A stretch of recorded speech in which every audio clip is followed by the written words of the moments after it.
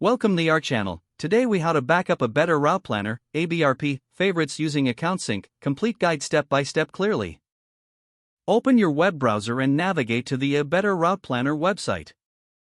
If you haven't already, log into your account.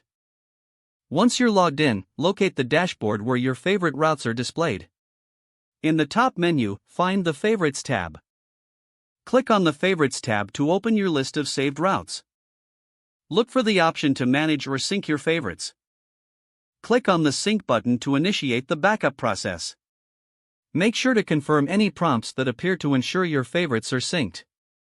You may want to check if there are any additional settings related to account synchronization. If prompted, allow the application to access your account settings. Wait for the sync process to complete.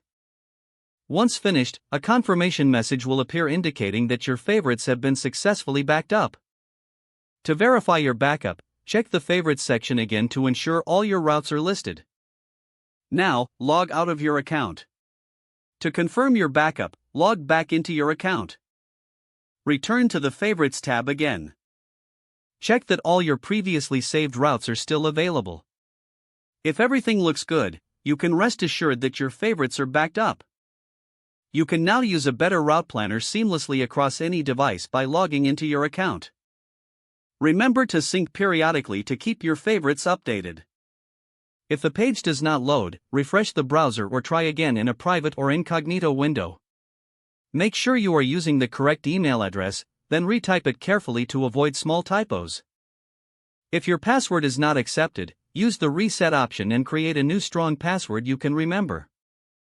Check your spam folder for verification or security emails, then complete any requested confirmation steps. Enable two-factor authentication if available to improve account security and reduce unauthorized access risk. After signing in, review your profile details so your contact information and settings are accurate and current.